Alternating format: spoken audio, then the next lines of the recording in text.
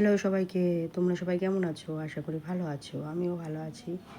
তো আজকে এই স্কুল থেকে দিয়ে এসে এখন প্রায় 12টা বাজে, শুয়ে আছি। শরীরটা একদমই ভালো না। আর আমার চোখ দেখলে বুঝতে পারছো বিশাল ঠান্ডা লেগেছে।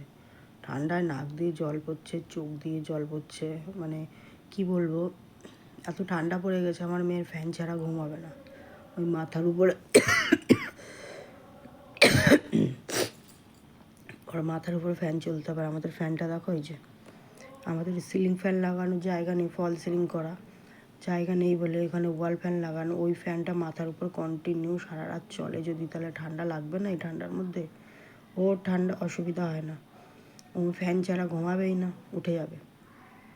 এখন দুদিন ধরে ঠান্ডা লাগতে লাগতে আজকে বিশাল বাড়াবাড়ি হয়ে গেছে। মানে কি বলবো, মাথা যন্ত্রণা করছে, নাক থেকে জল পড়ছে, চোখটা কেমন জল জল করছে।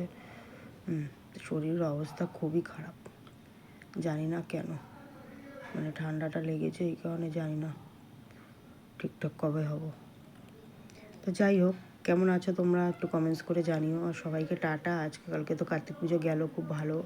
পাশের বাড়িতে নিমন্ত্রণ ছিল, রাত্রিবেলা গিয়েছিলাম। তো দেখা হচ্ছে অন্য একটি ব্লগে। সবাইকে টাটা।